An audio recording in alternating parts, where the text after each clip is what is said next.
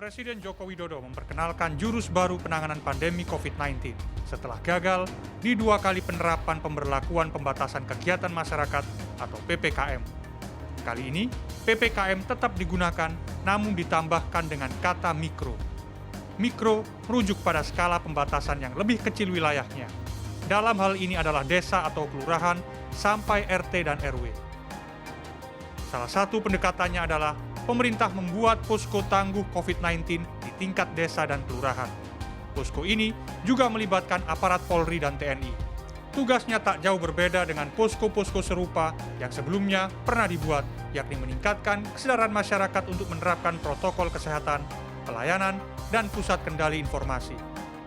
Organisasi posko ini perlu dibentuk dengan struktur yang sederhana dan menyesuaikan kearifan lokal masing-masing daerah agar dapat membantu meningkatkan kualitas penanganan COVID-19 sesuai dengan karakteristik di masing-masing daerah.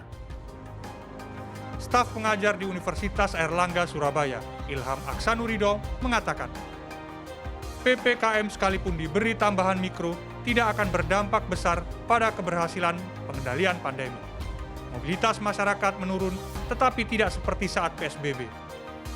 Di beberapa lokasi, interaksi masyarakat tetap tinggi, misalnya di pasar dan pusat grosir. Satu hal yang ia soroti adalah pergerakan manusia yang masih bebas dan lintas wilayah. Menurutku nggak banyak efektif, Mas, karena apa? Pergerakan orang tetap terjadi di mana-mana, kita nggak ada pembatasan wilayah, ya, nggak ada konsep karantina wilayah dari awal.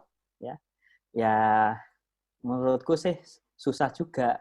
Memang ada penurunan mobilitas ya selama PPKM kemarin. Tetapi penurunan ini sifatnya lebih ke penurunan kunjungan di objek-objek tertentu, ya, bukan secara keseluruhan gitu. Menurutnya, kebijakan ini hanya menyerahkan kewenangan penanganan pandemi kepada institusi pemerintah yang lebih kecil, yakni desa atau kelurahan. Konsep-konsep posko ini sebenarnya sudah dilakukan. Di Surabaya misalnya, ada konsep kampung tangguh. Model dan tugasnya sama. Ada posko dan meningkatkan kesadaran warga untuk taat protokol kesehatan. Pemerintah Kota Surabaya sendiri mengklaim PPKM berjalan efektif. Mobilitas manusia berhasil dibatasi sehingga kasus penularan menurun. Meski begitu, pelaksana tugas Wali Kota Surabaya, Wisnu Saktibuwana mengatakan tidak masalah jika memang pemerintah pusat akan memperpanjang PPKM dalam bentuk apapun. Ketika ada beberapa yang memang harus kita perketat lagi, seperti kemarin hasil rakor tadi malam dengan Pak Menko Marinvest itu agar kita juga buka posko-posko di sekitaran pasar tradisional, karena itu memang titik-titik kerumunan yang paling krusial. Nah, selama ini kan kita sudah operasi tiap hari di pasar.